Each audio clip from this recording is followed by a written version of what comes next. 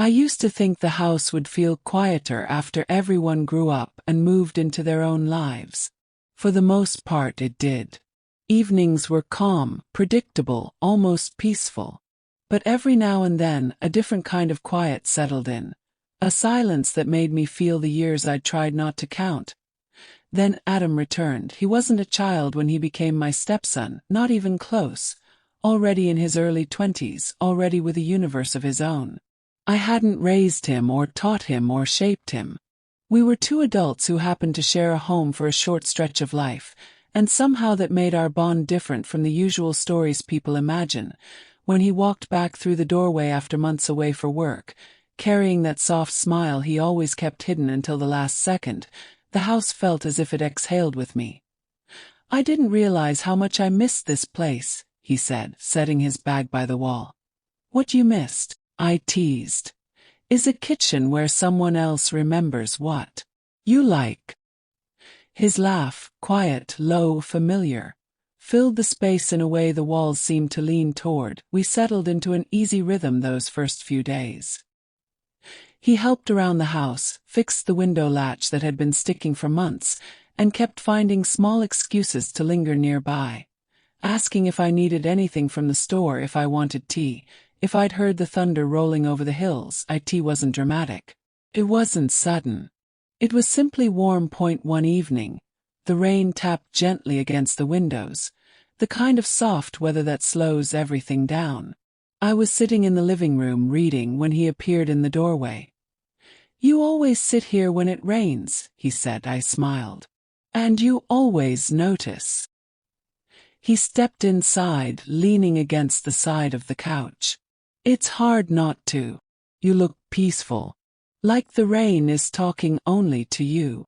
Something in his tone made my breath catch. Not romantic, not improper, just sincere, the kind of warmth people rarely allow themselves to show. "You've grown more thoughtful," I told him. He shook his head. "No. You just listen better than most people." He moved to sit on the couch, leaving plenty of space. Yet somehow the air felt closer. Unrushed. Familiar. We listened to the rain together, the lamps casting soft gold across the room. After a long, quiet moment, he spoke again. "I always felt different here. Not like a guest. Not like someone passing through." "You never were," I said. "You were family from the first day." He looked down, his fingers brushing the seam of a cushion. "I know. But it was more than that. I always felt understood here. By you." I wasn't prepared for how gently the words landed. I'd always seen myself as simply steady. Someone who tried to make a home feel like a place a person could exhale. I didn't realize he had felt that so deeply. "I'm glad you did," I said softly. His expression shifted, thoughtful, almost searching. "Being here again. It reminds me of things I forgot I needed." The rain softened outside. The house felt warmer, quieter, and for a moment I wasn't sure whether I was supposed to speak or simply allow the stillness to say everything. Over the next week, that quiet closeness wove itself into our days without us naming it.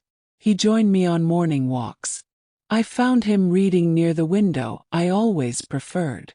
Sometimes he'd catch my eye over breakfast, smiling as if we shared a secret the world didn't need to understand. One night, after we'd finished clearing the dishes, the power flickered out. The house dipped into soft darkness, lit only by the faint glow of the cloudy sky outside. "Looks like we're back to candles," I said, laughing as I searched the drawer. He joined me, striking a match.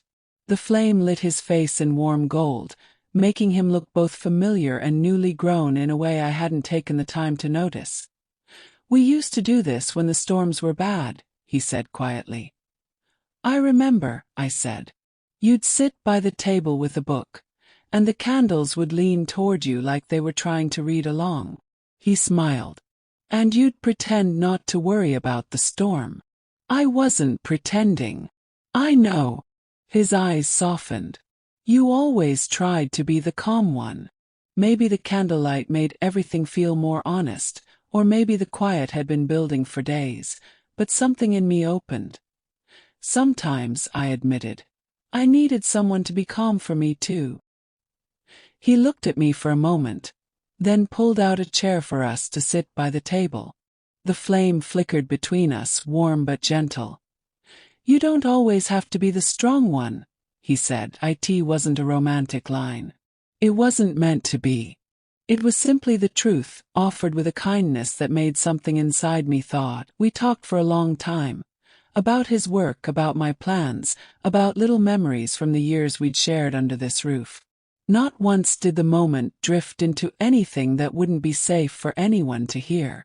It was simply two adults reconnecting in a way life rarely gives room for. T1 point.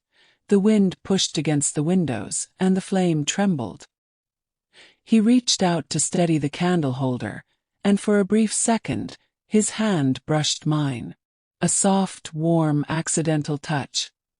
Neither of us moved. Not out of hesitation, but because the moment felt like it had been waiting for us. Not romantic, not forbidden, just human.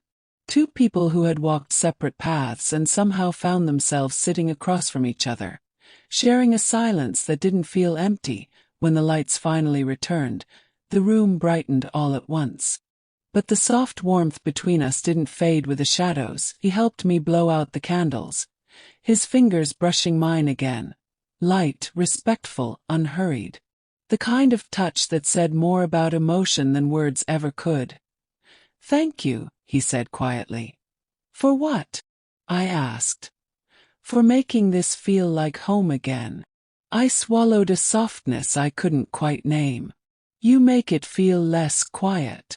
He looked down, almost shy. "And you make it feel like I'm not drifting." Something in me wanted to step closer, to rest my hand on his arm, to tell him that life doesn't have to be carried alone. But I didn't move. I didn't need to. The moment was enough. When he finally went to his room, he paused in the doorway, turning back with that same small smile he'd brought in with his luggage days ago. "It's good to be here," he said. "It's good to have you here," I replied. After he disappeared down the hallway, I stood alone in the living room, the faint scent of candle smoke lingering in the air, and realized the house didn't feel quiet anymore. Not in the lonely way. It felt warm again. It felt alive. And though neither of us had said the words aloud, there was an unspoken truth resting gently between us. An emotional closeness that didn't need labels, didn't need explanations, didn't break a single rule of the world outside. Sometimes, connection doesn't need anything more than two hearts learning to recognize each other again. And that, I thought as I turned off the last lamp, was enough.